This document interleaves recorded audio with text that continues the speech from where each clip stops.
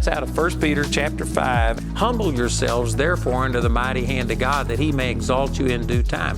Now, most people just stop right there, but the 7th verse says, casting all of your care upon him because he careth for you. Right. And they don't realize that these are not separate thoughts, they're connected.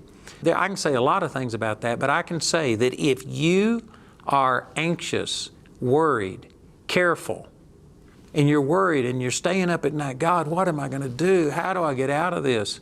You haven't humbled yourself, because that's the context. Humble yourself, casting all your care upon the Lord.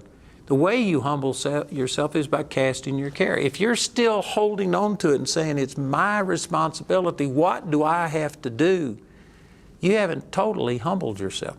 Humility isn't talking about being base, being weak. It's talking about being God dependent. But when you cast your care over on the Lord and say, God, this is your problem.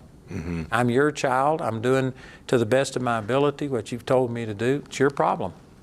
I've got a little cartoon that we have on our refrigerator, and it shows a guy laying in bed and his eyes are bloodshot and you can tell he can't sleep. And out of heaven, you know those little caption things? Out of heaven comes a word from God, and he says, my child, go to sleep. I'm going to go be up all night anyway. That's awesome. And I thought, man, that's really good. I love that. But we just feel like we've got to do something. Yeah. No, God's got to do something. Yeah.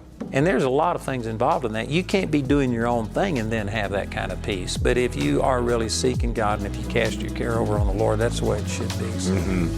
Anyway, I've got a lot more on that. I've got a teaching entitled Self-Centeredness, the Source of All Grief.